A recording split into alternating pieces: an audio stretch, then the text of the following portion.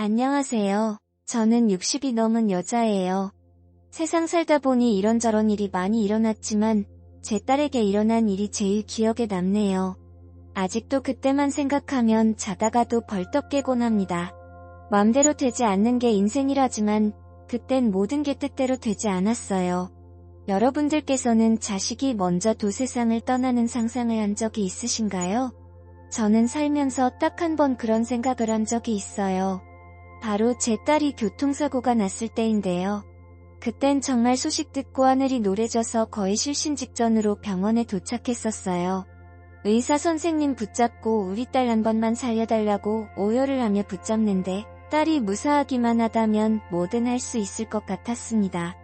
장모님, 다 제 탓입니다. 운전을 혼자 하게 두지 말았어야 했는데. 사위가 울면서 저에게 말했어요. 대체 그 야밤에 내 딸이 왜 고속도로에서 차를 몰고 있었냐 이 말이야. 저도 잘 모르겠습니다. 아마 누군가를 만나러 가지 않았을까 싶은데 워낙 숨기는 게 많아서요. 제 딸은 밤중에 차를 몰고 도로를 달리다가 전복사고로 응급실에 실려왔습니다. 그런데 제 딸이 밤중에 어디를 가고 그런 아이가 아니거든요. 그 진실은 딸만 알고 있었지만 딸은 결국 깨어나지 못하고 식물인간 상태로 누워있게 되었어요. 내 딸이 식물인간이라니. 저는 그게 드라마에서나 나오는 줄 알았어요. 깨어나지 않은 채로 영영 이렇게 누워만 있을 수도 있다는 의사 선생님의 말에 저는 그 뒤로 먹은 기억이 없네요. 왜 하필 내 딸일까 하는 마음의 하늘에 원망도 해보고 이렇게까지 받게 할 수 없는 의료기술에도 원망을 하게 되더라고요. 그래도 희망을 잃지 말라는 주위 사람들의 말에 힘을 내야지 싶었습니다. 내 딸은 용감하고 씩씩하니까 꼭 다시 깨어날 거라는 믿음을 가지려고 했어요. 어렸을 적부터 알아서 혼자 잘하고 무엇이든 긍정적으로 생각하던 아이였거든요. 사고가 나기 전에도 꼬박꼬박 안부전화를 하던 딸이었어요. 사위는 일도 제쳐두고 옆에 지키고 있더라고요. 그 모습이 참 안쓰러웠습니다. 얼굴은 홀쭉해져서 어찌나 힘이 없던지 지키고 있더라고요. 저도 저지만 아내가 하루아침에 이렇게 되었으니 사위 마음은 오죽할까 싶었어요. 이서방, 집에 가서 좀 쉬어. 지숙이 깨어나면 병원에서 연락 줄 거야. 아니에요. 장모님, 저는 여기 있는 게 편해요. 1층에 내려가서 뭐 좀 드시고 오세요. 며칠째 아무것도 못 드셨잖아요. 먹는 게 다 무슨 소용인가. 딸이 이러고 있는데 죽이라도 한 그릇 하고 오세요. 어서요. 사위는 제 등을 떠밀며 니를 챙겨 먹고 오라고 했어요. 그렇게 등을 떠미니 마지못해 병원 식당가에 가서 국밥을 하나 먹는데 어찌나 눈물이 나던지요. 속에서 밥을 밀어내는 느낌이더라고요. 자꾸 구역질이 나와서 병원 화장실에 가서 한참을 울었네요. 인생 살면서 목 놓아 울기는 아버지가 돌아가셨을 때 이후로 처음이었습니다. 그렇게 한바탕 울고 나서 휴지로 대충 눈물을 닦고 다시 병실로 갔어요. 사위가 복도 의자에서 꾸벅꾸벅 졸고 있더라고요. 이서방, 일어나서 집에 가서 자. 내일 출근도 해야 하는 사람이 여기 있으면 어떡해. 어서 일어나. 저 여기 있겠습니다. 내가 있을게. 내가 엄마인데 어련히 잘 지켜보겠어? 장모님, 그래도 의사 말이 마라톤 경기 뛰는 것처럼 길게 봐야 한다네. 그러니까 어서 집에 가서 잠 좀 자고 미니도 제대로 챙겨 먹어. 내가 무슨 일 생기면 꼭 연락할 테니까. 사위는 마지못해 일어나더니 저에게 그럼 우리 지숙이 잘 부탁드립니다. 하며 울먹거리더라고요. 저는 사위의 등을 툭툭 쳐주면서 괜찮을 거다. 위로했어요. 누워있는 딸의 모습을 가만히 보는데 정말 언제 세월이 이리 지났나 싶더라고요. 아장아장 걷던 게 엊그제 같은데 키도 훌쩍 커버리고 엄마 품을 떠난 게 정말 순식간이었어요. 지수가 엄마를 봐서라도 얼른 깨어나줘. 일어나서 엄마랑 같이 여행도 가고 맛있는 것도 먹자. 혼자 딸 앞에서 말을 많이 걸었어요. 딸이 살고 싶은 의지를 더 생기게 하려고 이런저런 말들을 많이 했습니다.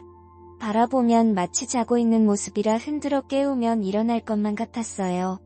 사위는 퇴근 후 꼬박꼬박 병원에 오더니 점점 시간이 지날수록 야근에 회식에 이런저런 일들로 병원에 잘 오지 않았어요. 좀 서운한 마음이 들긴 했지만 어쩌겠어요.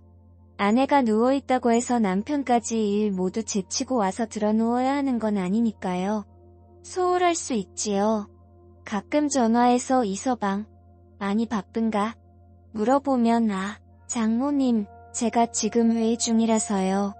죄송합니다. 이따가 다시 전화드릴게요. 하더니 전화를 끊고는 영영 전화가 없었어요. 어쨌든 딸을 보살필 사람이 저밖에 없었고 제가 그걸 원했기 때문에 묵묵히 딸을 책임지고 있었어요. 딸이 깨어나면 해주고 싶은 것들을 종이에 적기도 했습니다. 생각해보면 제가 이게 너무 바라는 게 많지 않았나 후회가 되더라고요. 결혼을 했으니 임신을 어서 하라고 재촉했거든요.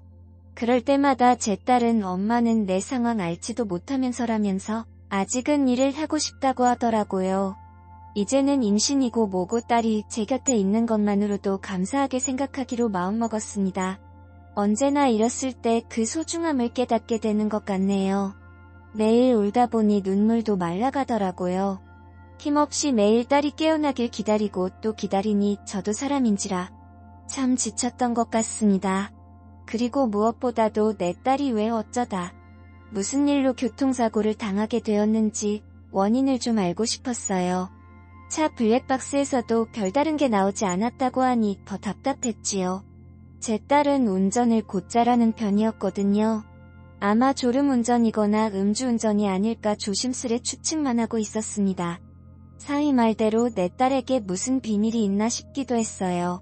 그런데 제 딸은 몰래 누구를 만나러 갈 만큼 부지런한 타입이 아니었어요. 그건 제가 엄마니까 그렇게 생각할 수도 있지만요. 그런데 어느 날 딸의 병실에 들어가 보니 뭔가 미묘하게 바뀌어 있는 느낌이 드는 거예요. 이불에 주름이 진 걸 보니 누가 왔다 간 것 같았어요. 간호사에게 물어보니 남편분이랑 어르신 두 분이 같이 왔다 가셨는데요. 라고 하는 거예요. 사위가 아마 사돈 내외를 모시고 병문안으로 온 것 같더라고요.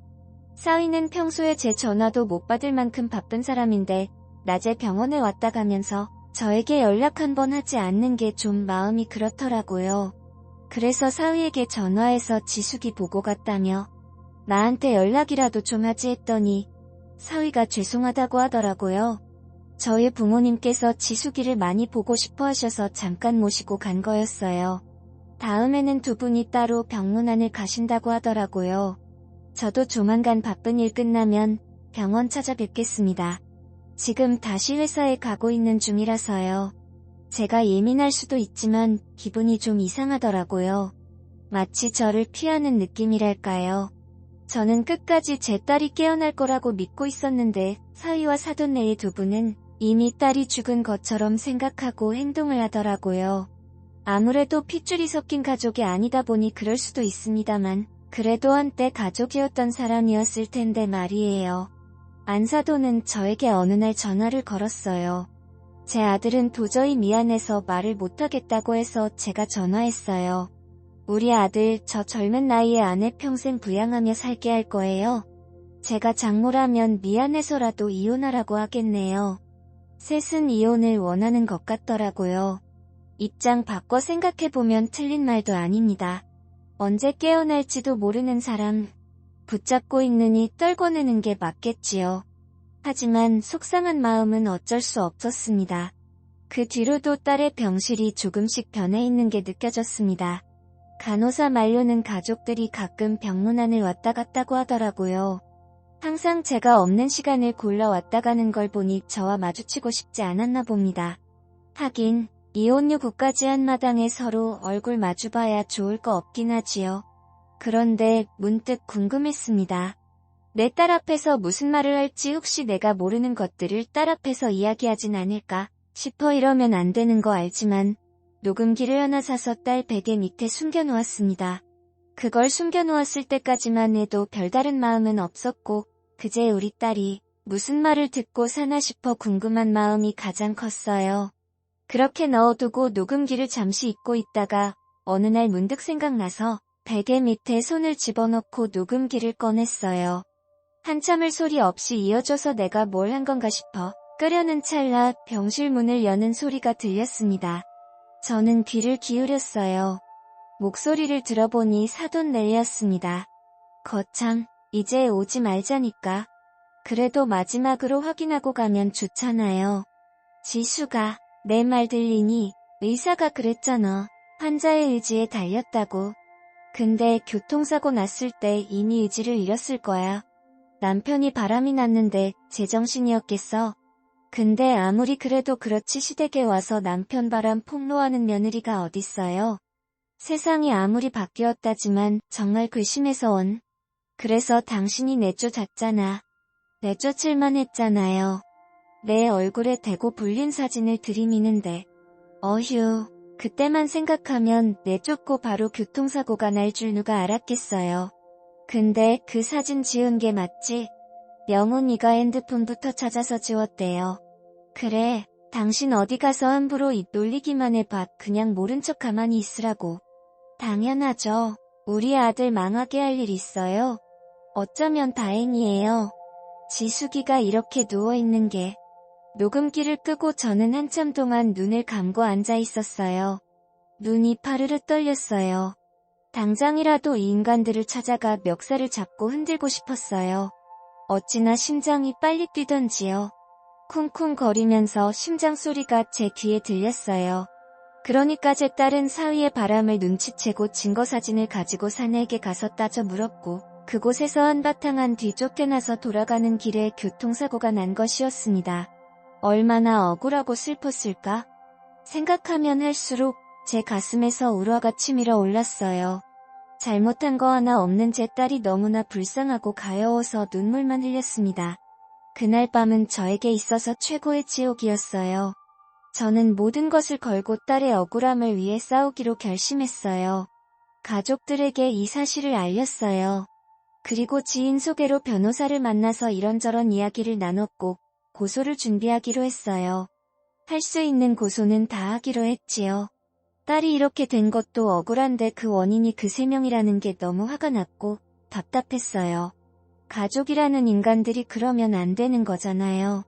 결혼식 때 딸 하나 더 생긴 셈치고 감사히 살겠다고 했던 사돈의 말을 떠오르니 덫이가 떨리더라고요. 제가 고소를 준비하고 있다는 소식을 들었는지 사위가 먼저 저에게 전화를 했더라고요. 장모님, 갑자기 왜 그러시는 겁니까? 내가 자네한테 내 딸 부탁했을 때 뭐라고 했는지 기억하나? 예, 갑자기 그건 왜? 다른 건 몰라도 내 딸 외롭게 두지는 말라 그랬어. 평생 살면서 일하느라, 먹여 살리느라 내 딸 외롭게 둔 게 미안해서 자네만큼은 그러지 말라고. 내가 신신당부했건만 자네가 그러고도 인간이야. 어떻게 내 딸을 두고 바람을 필 수가 있냔 말이야. 무슨 소리를 하시는지 정말 모르겠습니다. 제가 바람을 피다니요. 사위는 발뺌을 하더라고요. 늘 이렇게 발뺌을 했을 텐데 제 딸이 얼마나 답답했을까요? 오죽하면 증거사진까지 찍었겠어요. 그런데 그 사진마저도 사위가 지웠다고 하고 딸의 핸드폰마저도 그쪽 집안에 있으니 저는 아무래도 증거가 부족했습니다.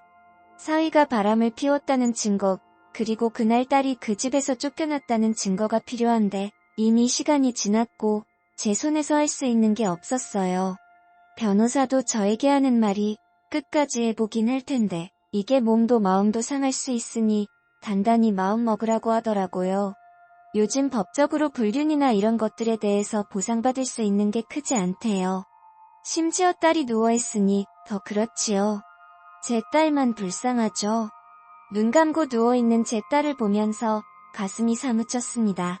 얼굴에 대고 지수가 제발 일어나라 이렇게 가면 엄마 어떻게 살라고 하며 울부짖었어요.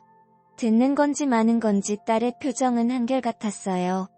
사람이 미친다는 게 어떤 건지 알겠더라고요. 가끔 제가 헛소리를 한대요.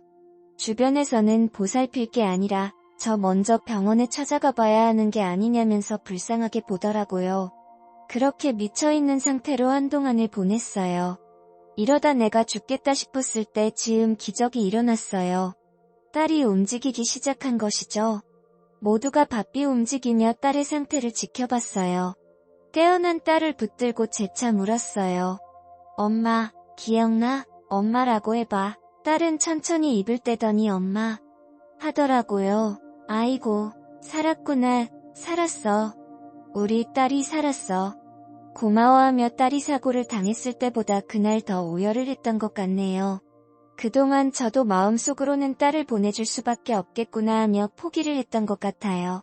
하지만 저희 딸은 그냥 죽기는 억울했던지 포기하지 않고 살게 되었어요. 이제 더 이상 바랄 게 없었어요. 그 후 딸은 안정이 되었고 저에게 사고가 난 이유에 대해서 말해주더군요. 그날 시가에서 쫓겨나고 울면서 운전을 하다가 눈물이 앞을 가려 커브를 잘못 돌다가 핸들을 확 꺾었는데 그 뒤로 억이 나질 않아. 저는 딸에게 그동안 있었던 일들을 말해주었어요.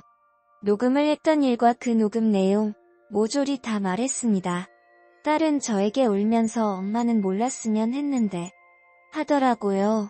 저는 딸에게 마음 단단히 먹으라고 일러두었어요. 정신 똑바로 차려.